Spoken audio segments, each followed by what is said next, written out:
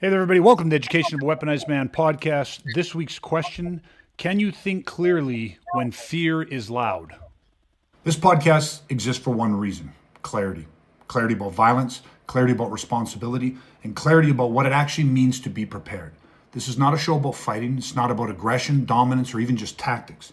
It's about judgment under pressure, restraint when force is justified, and responsibility for consequences of action and inaction. My name is Greg LeBoeuf, and I have spent over 3 decades working with men who face violence professionally and men who face it unexpectedly in ordinary lives. But I'm also a father and a husband, and like many of you, I've watched the world change faster than most people are willing to admit. This podcast isn't here to scare you, but it's also not here to reassure you. It's here to help you think clearly about situations that do not allow time for thinking. If you're looking for shortcuts, hype, or entertainment, this is probably not for you. But if you believe preparation is a responsibility, not an obsession, you're in the right place. Let's begin. Okay, so in this episode, we're going to talk about the nervous system versus fantasy. So many men imagine how they would respond if violence appeared in front of them. They picture themselves acting quickly, decisively, with control. But the moment violence becomes real, something else enters the room: the nervous system. The heart rate spikes, the vision narrows, thinking compresses, the body floods with stress chemical, and suddenly the scenario men imagine in their heads collides with the biological reality of pressure. So, in this episode, we're going to explore the reality and the gap between fantasy and and physiology, and why serious men must understand the role the nervous system plays in high stress situations. So, I just read off a description of this episode, and the reason that I wanted to read it very specifically was because I think it just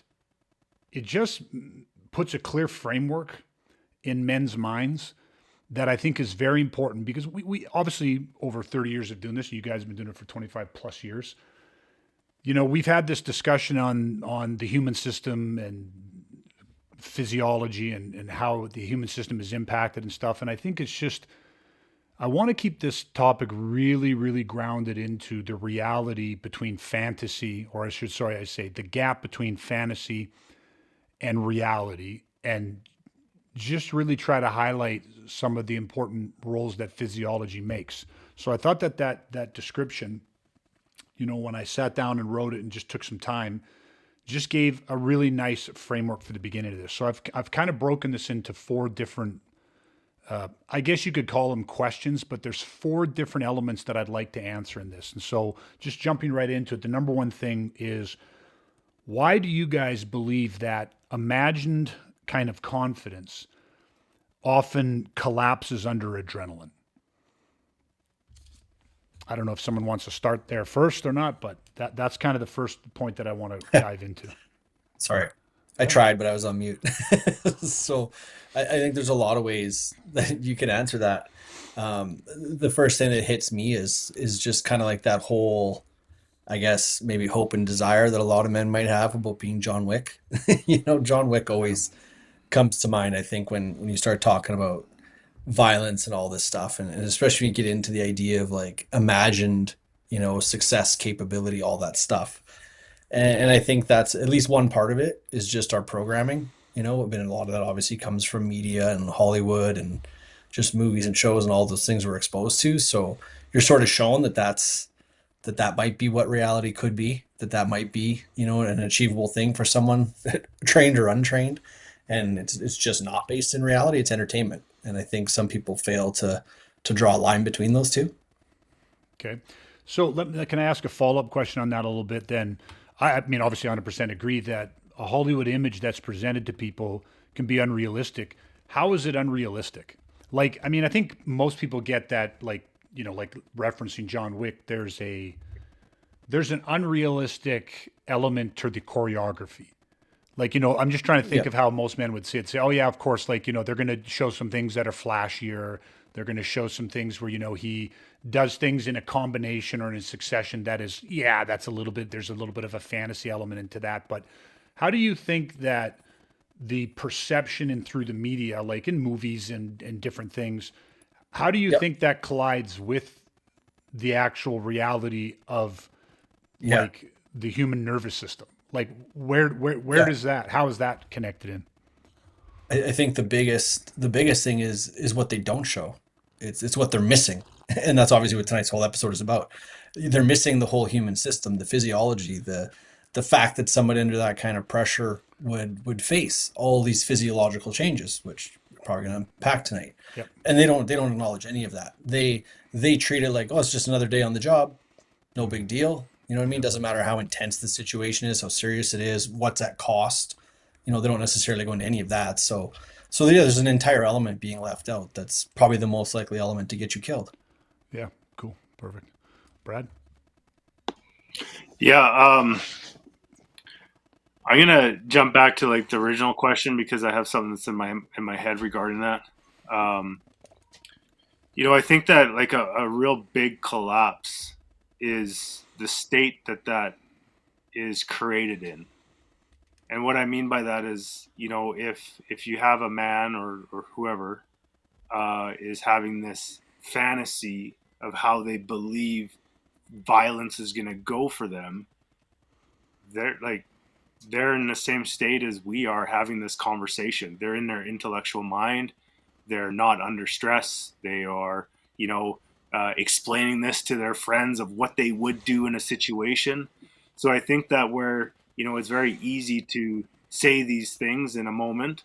But like what we have already addressed is like you're missing a very big part of the equation, and that's the human system. That's your physiology.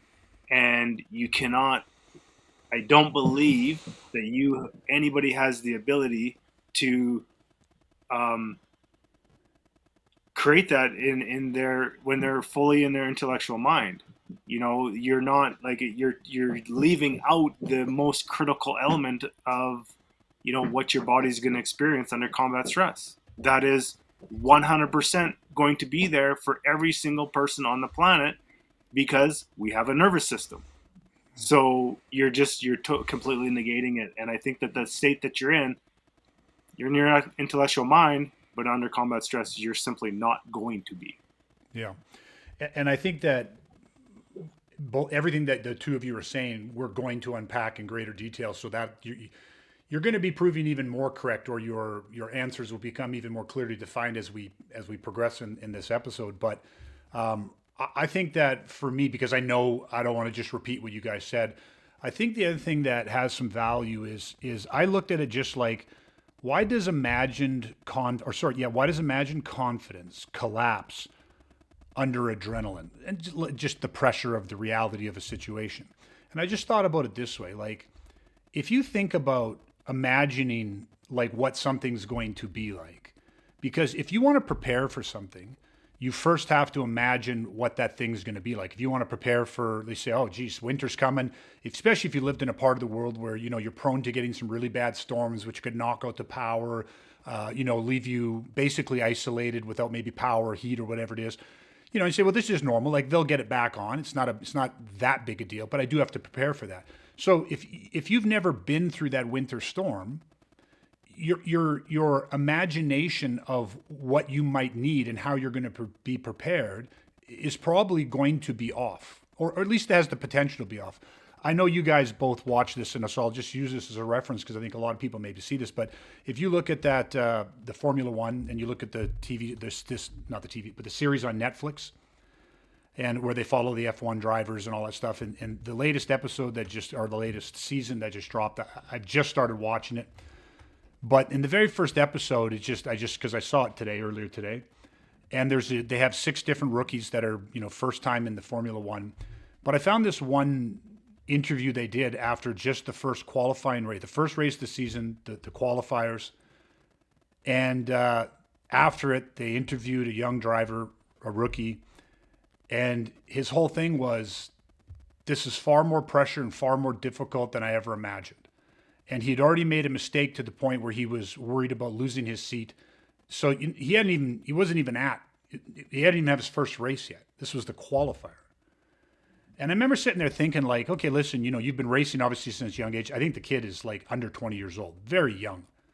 But it's like, you've been doing this for a number of years, obviously not at F1 level, but it was more intense, more pressure, fast. Like everything was more than what you could have possibly imagined. that's crazy because I'm sure racing's been his, even though a very young life, has been his whole life. But there are some things that until you experience it, you might think you know, but there's no real way of knowing without that type of experience. Now, in my mind, I kept thinking like the second you knew that you were getting this seat, that you're going to get your shot at F1, and the person he was talking to was his coach, his fitness coach. And he was just talking about how he felt like everything was out of control. He was fighting himself, fighting the car. The pressure was too much. He was just basically talking about, if I draw a parallel, loss of control of his sympathetic nervous system.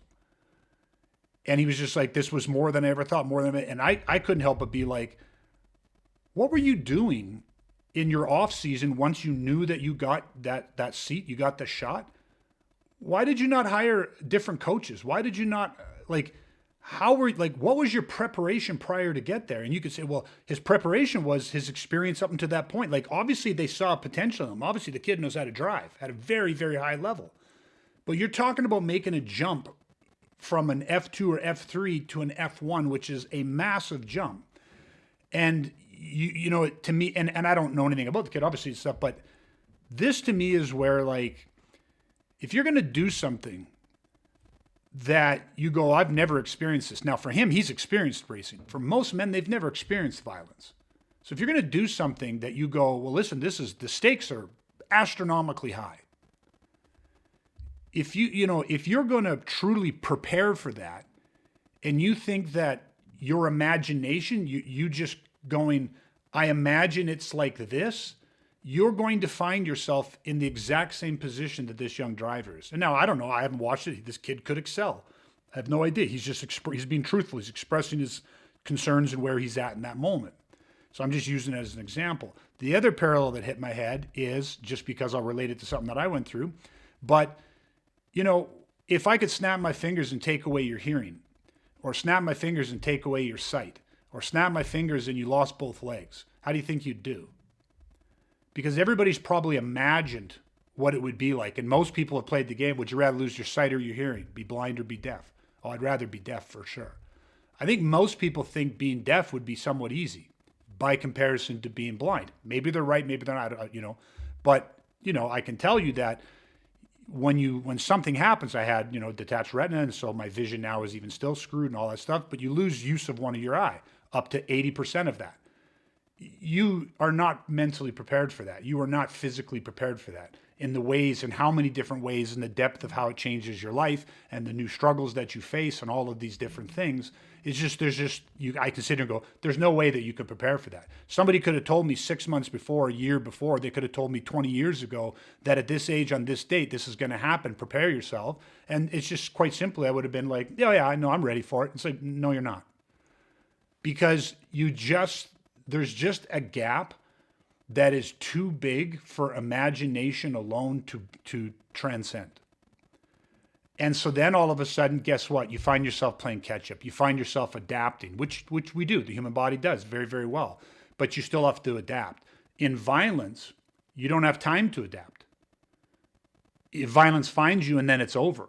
So whatever whatever imagination you think you've done, whatever conjuring you've done, and if your preparation is solely based on the conjuring of your imagination, and then you come to find that the gap between your fantasy, because that's what it is if you don't know, it's just fantasy, okay, is much bigger than you thought and can cost you more than you ever imagined, and so on and so forth off that. So for me, it was just like that became kind of an easier concept, I hope, for people to go like, why does imagined confidence collapse under adrenaline? Well, it's quite simply, you were just not prepared. You were wrong. All of your preparation is based off a thought, and that can't be that way. There has to be the reality. And I'll just circle back real quick, and then if you guys want to add to it, you can. And if not, we'll press to the next thing. But like, for this young driver, and again, I have no idea what happens to him. This is just an example, but it's just interesting to me that I don't know how you showed up in that spot, not like just going, geez, there's more pressure than I ever thought. Really? You knew this was the biggest, most important shot of your life, and you didn't think the pressure would be at the level you thought it was. And maybe that's because you're young, and when you're young, you think I can do anything, and I already race, and F1's like F2, but like there are ways to gain experience before you experience it. And I was told this, fairly early into my training by one of my mentors, and he said that, I was in my 20s, and he said it's great when you're young because when you're young, you want to surpass somebody. Say, look at that guy. That guy's been training for 5 years. I've been training for 3 years, and I've already surpassed him physically. And you can just work hard. You can train longer hours. You can simply put more time in, show up more, do all this stuff. And so you can move like somebody who's been around for 7, 8 years, yet you've been around for 3. And you can do that. But what he said is that the real secret is to watch somebody who's been around for 30 years and start to understand why they do things the way they do things, steal their experience. If you can be a guy who's been around for 3 years, but has a depth of domain knowledge, has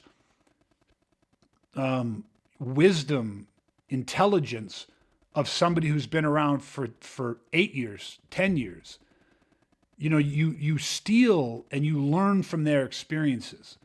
But often, and I think most of us know this and agree with this, when you're young, you're not looking to steal experience. You're just looking to go harder, go faster, do more.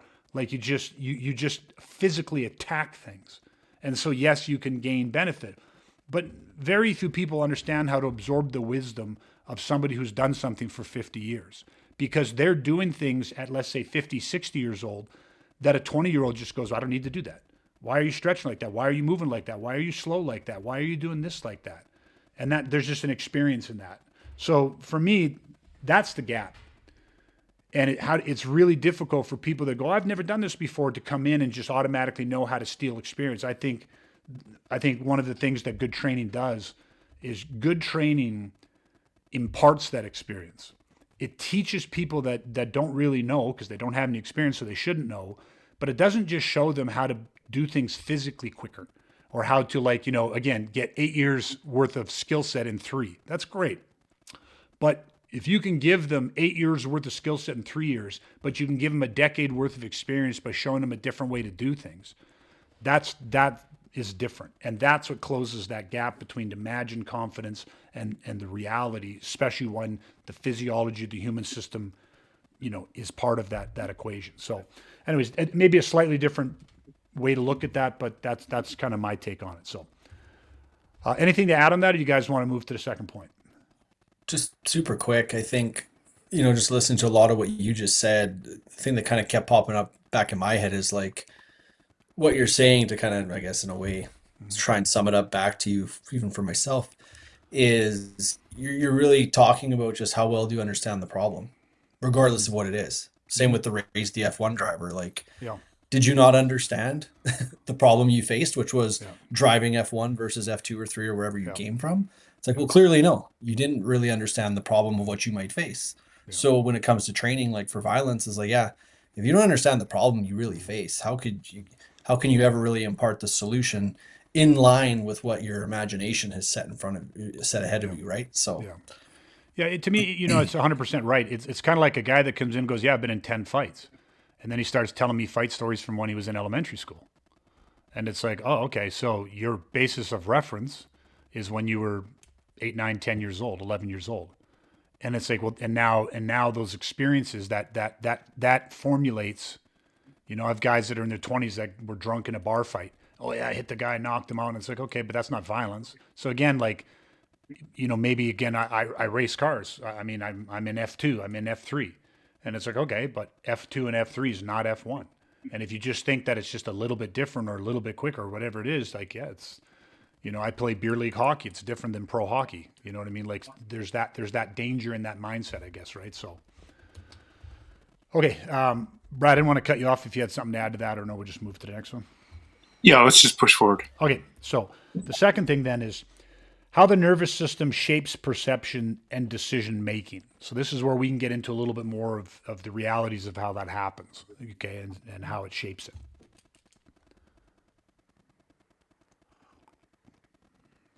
Anybody want to answer that first? Yeah, I could jump in. So how the nervous system shapes perception and decision making.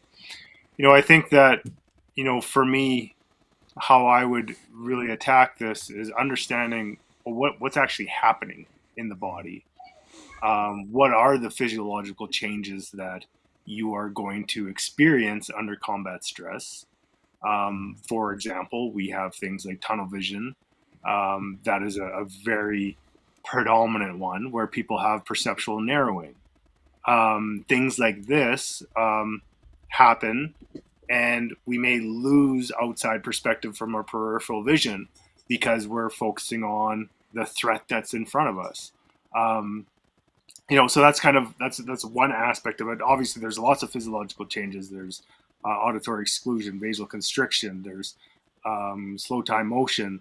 There's I had one in my head and I just forgot it. Kodak moments. All these sort of things, right? So, but I think what's more important about how that affects us and why it's so important to understand what our body does go through under combat stress is because when it happens to us, we know that this is a natural response to the stress in front of us. It's not going to debilitate us. It's not going to be like, oh, my legs, since I have vasal constriction, I feel like I can't move my legs. And I feel like I'm frozen. And it's like, well, that's a normal response to combat stress. So it's like if we understand these and don't just have them happen to us without any conscious or without any understanding of these changes, then that could really mess with us on a psychological level in terms of how we what we think about those things. What did we attach to the meaning of this physiological changes? This is something that I went through obviously a long time ago, but like when we're running scenarios and things like that, I've experienced all of these physiological changes. And when they first happened to me, I'm like, oh man, like, why was I so scared? Or why was I such a pussy? Do you know what I mean? Like, I had this negative way to look at these things that were happening to me. And so my perception on that was very, um, demoralizing and things like that. But as I learned what those were actually there for, vasal constriction, the blood comes out from your outer extremities and moves into the interior of the body. So if you get cut, bit, stabbed, or something like that, you're not going to bleed out. Oh shit! So you're telling me that this physiological change is for my survival? And reframe that way of thinking from the negative to be like, oh, everything is here as a natural response to combat, and it's there for a reason to make sure I stay alive. It's a real different way to perceive kind of these physiological changes. So yeah, so that's kind of where my initial thought process is on it, and it's like the perception of what they're actually doing and how what meaning are you attaching to those for sure. Okay, perfect. Yeah, I had two things. The first one I think that's important for people to understand is like nobody's immune. Like nobody's not going to experience this. You just might experience it to different levels. And then clearly if you're trained and understand it all, you have a much better ability to regulate this, all these physiological changes once they do happen. But at the end of the day, like nobody's immune. Like, you can't just be so tough that your sympathetic nervous system's not going to fire in the face of violent threats. Like that's just not it's not a thing. Like everyone's going to experience it to some level. So you can't just decide not to train it. You can't decide not to care about it. It's mission critical to me. So that was kind of my first point.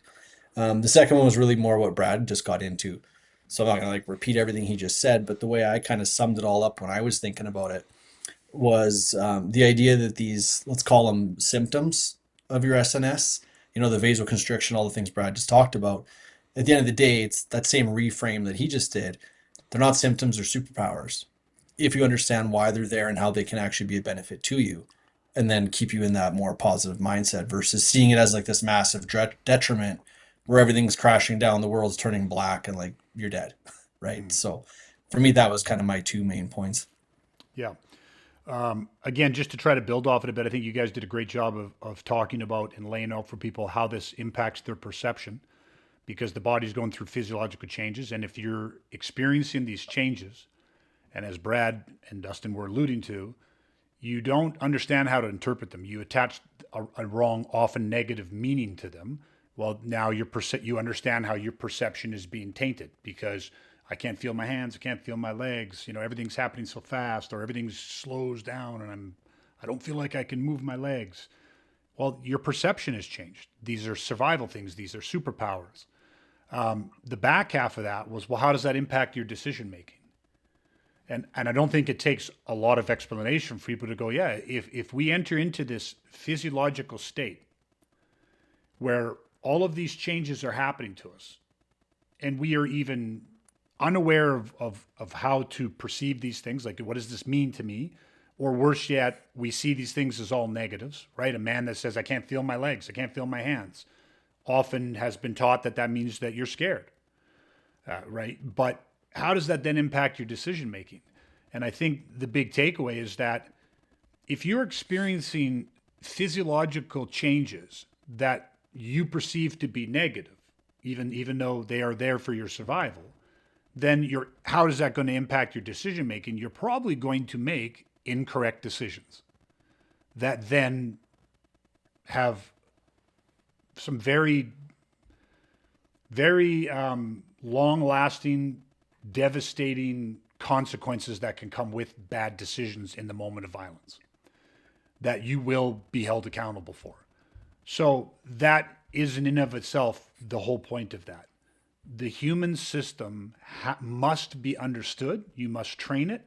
You must, again, control follows awareness, because it's only when you can have the positive perception / regulation or control of the human system under stress that then your decision making process is more bulletproof. And I'm not saying that you're going to get it all 100% correct 100% of the time, because that's unrealistic too. But it is at least then going to be very defendable to yourself morally as well as legally to other people, because it explains a lot of why you made the decisions that you made and why you took the actions that you took. Physiology explains a lot of that, both the good decisions as well as sometimes the bad decisions. Because assuming that you're a good man, our goal is not to hurt, injure, murder people. Our goal is simply to live our good life, and if and when the need arises, to be able to protect ourselves and the people that we're responsible for, right? So the human system, we want to train that so that the responsibility is directly in line with what our goals are, which is just to, again, live our life. And should the need arise to protect ourselves as the people that we're responsible for, we have the ability to do that. And physiology plays a massive role in perception and decision making, and we must understand that. So I think that was a great explanation and point with that. So I think this next one's I think it's going to be interesting. But the next point was why group environments can amplify both stability as well as chaos. And I'm interested to hear what your take on that was. I'll just repeat it one more time. Why group environments can amplify both stability as well as chaos.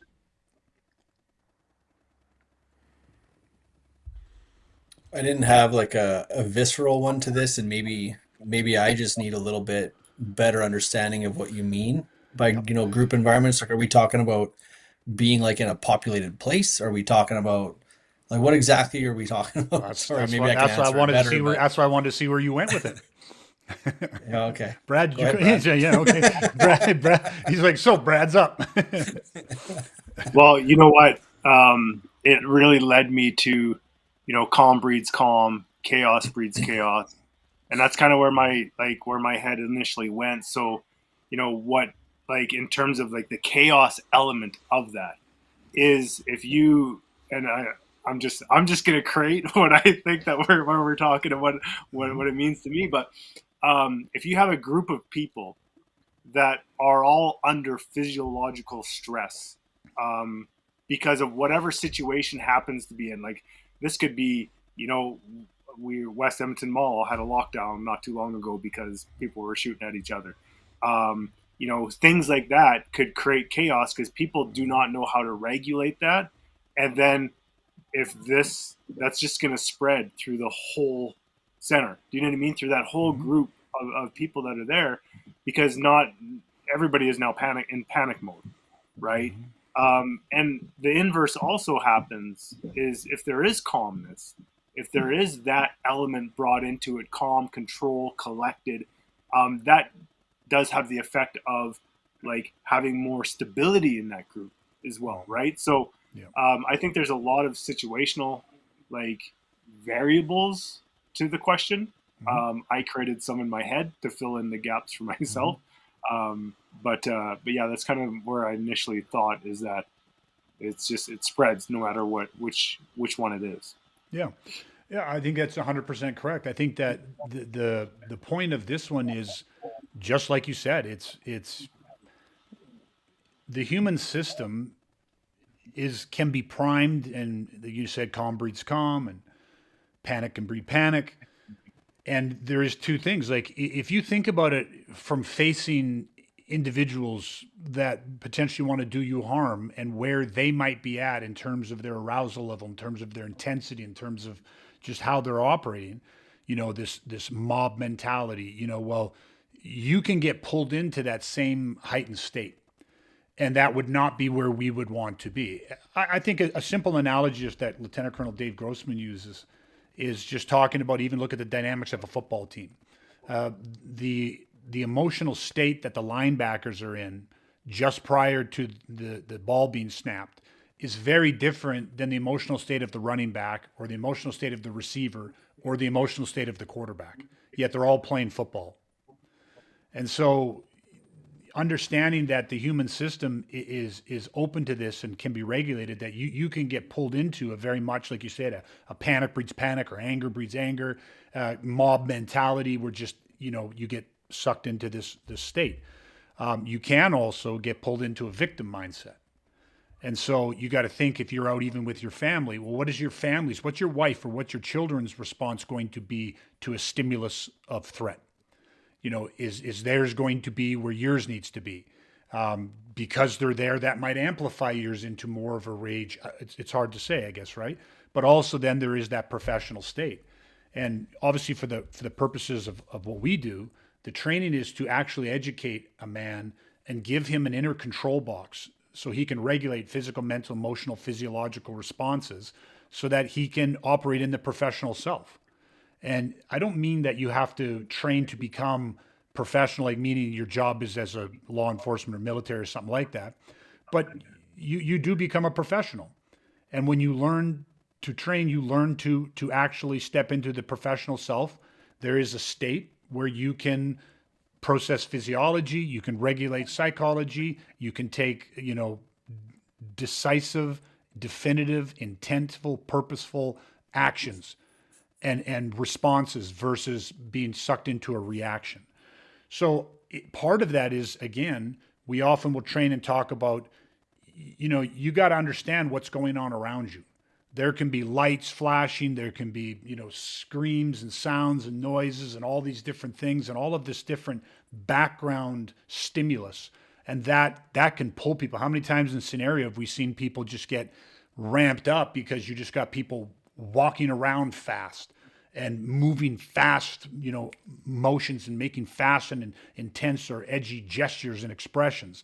And all of this just ramps somebody up. So you need to be able to operate separate of that, regulate from that, be autonomous within these environments. And then, of course, your calm may breed additional calm. But your family or the people you're responsible for, should they be there, they're going to need to follow a lead.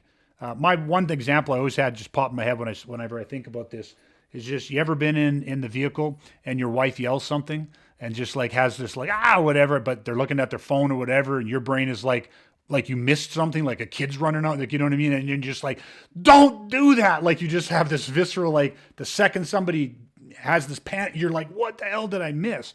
Like we can get sucked into things like that. So if somebody's having this really intense response, we can get motor set and pulled along with them. And that's, that's stuff that has to be regulated. So yeah, that's kind of what I wanted to just, I thought it was again, an interesting point that isn't often discussed because, we're always talking about regulate the self. But you have to understand that there's going to be a lot of stimulus around you. And so that group can absolutely magnify the stability. You can either stabilize, it can help stabilize you, or it can enhance chaos for sure. So, okay, the last point on this conversation is the difference between rehearsed imagination and trained response. So the difference between rehearsed imagination and trained response.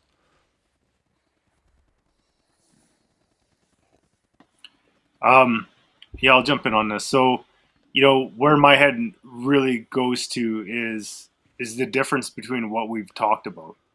Just that imagination, that fantasy that's not rooted in any sort of reality, that has no training or conditioning attached to it, no understanding of what violence is and what your body goes through under those physiological changes when you face with this stress. So I think that is that imagined element of it is like we said and what you said, it's purely fantasy. But when we are trained, when we're weaponized, when we've gone through and we've studied violence, studied physiology, uh, studied what your body goes through under combat stress, and really became an expert in the field, or somebody even just learning in the field, you know, it's very much of a different situation, right? I'm going to go into tactical performance imagery. Imagery in general is, in terms of my mind, is like if you have someone that's just imaging what they would do or what they think that they would do, that is fantasy.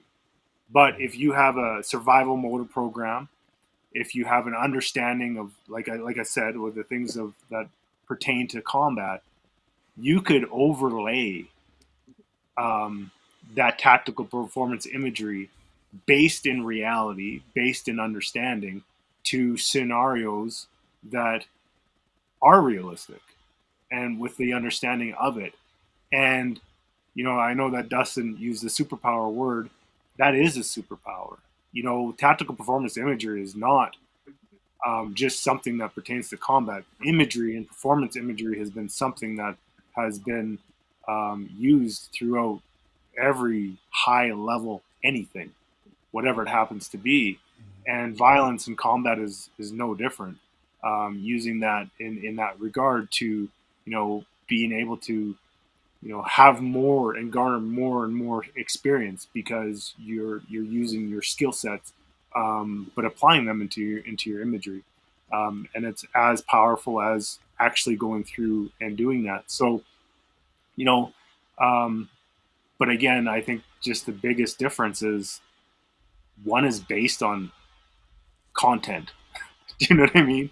One has the proper content to support it, so you're not just Hollywood your imagery. Do you know what I mean? So Yeah. that's kind of the biggest differentiator in my mind. Okay. Dustin, anything? Yeah, again, a lot of similarities. So I guess, so I don't want to repeat. Um, the things that popped into my mind is like when you think about rehearsed imagination, Brad already kind of said this, but that's what you hope will happen. That's what you would like to happen. As like, what did Jim Carrey say? Hope's a beggar. It's like, it doesn't matter what you hope for. It's like, what are you actually going to do to try to achieve that goal? Yeah. Do you know what I mean? So to me, that's not enough. And again, it's just to draw a big, division between rehearsed imagination. What Brad just did a good job of explaining, that tactical performance imagery. Yeah, that's scientifically proven that works, but that's not rehearsed imagination. Don't confuse the two. They're very, very different. Right? One is done with intent and training, and the other one is literally just, I would just do this. It's an idea. It's a concept. It's not proven. It's not tested. It's not trained. It's not practiced. It's not, it's not done over and over again. But and then the other one is like with the trained response, or the, trained response. I think the key there for me was just the word response, and just drawing again a division between not a reaction, a response. Reactions can just happen. They might just be based on previous experience. Maybe they're based on hope. They're based on things you've seen, whatever your closest experience is. Those will give you reactions, right? Whereas a response, again, is something very specific. It's pre planned. It's trained in a way, stimulus response training. It's trained in a way where, like Brad said, you have a neuromuscular program. Like you've basically taken your body and your mind through these um, rehearsed, I don't know, not like tools and tactics and everything else, to the point where your body can just do it. We talk, autopilot. People are probably familiar with that idea. Like driving, you're driving down the street, everyone's experienced where you're driving, and then all of a sudden you kind of go, oh, what just happened in the last 5 blocks? Because you kind of stopped really registering things that were happening. But did you hit anything? Did you hit anyone? Did you crash? No. Why?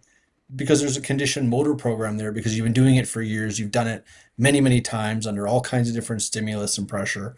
And it works because you have a trained motor response. And violence is no different. But if you don't put all the work in on the front end, you're not going to have a trained response. You're just going to have a reaction. And chances are it's not going to be one that's going to work out very well for you. Yeah, 100%. Okay, great. I think mine, real quick, is just I had a slightly different thing I thought was important to mention on rehearsed imagination.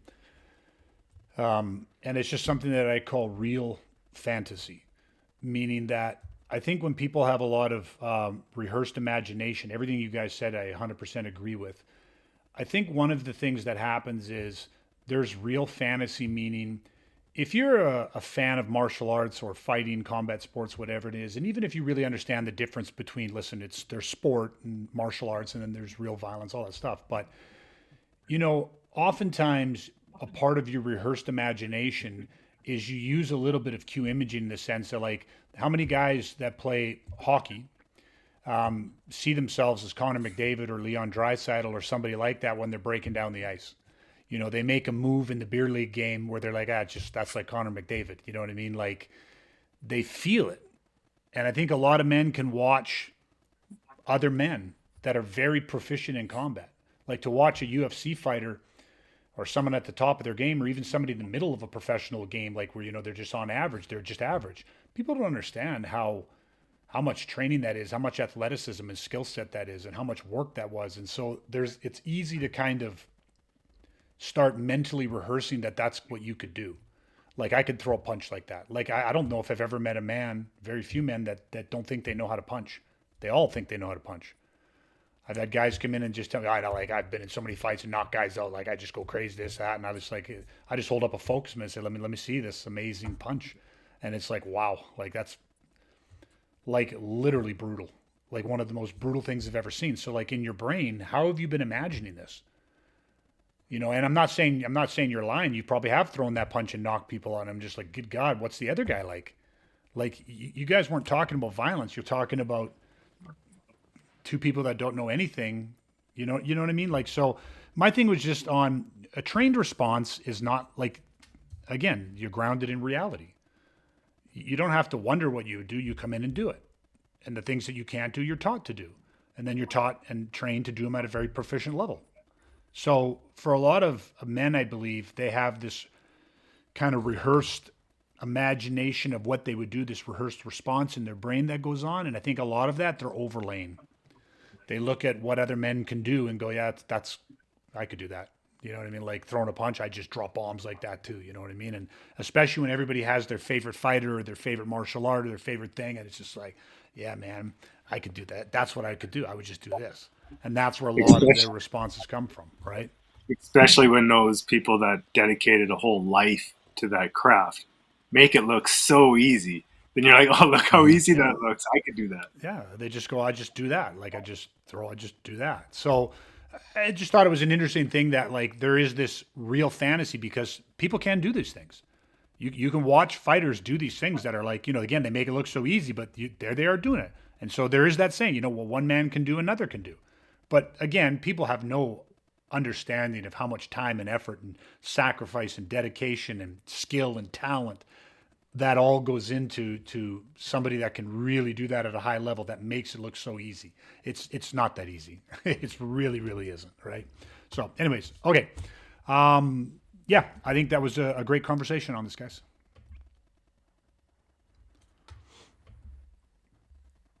If you've listened this far, take a moment before moving on. Not to agree with anything that I've said, but to notice what stayed with you. These conversations aren't meant to provide answers that you can memorize. They're meant to sharpen your judgment, to clarify your responsibility, and to help you think clearly about moments that don't allow time for thinking. If this episode raised questions, that's the point.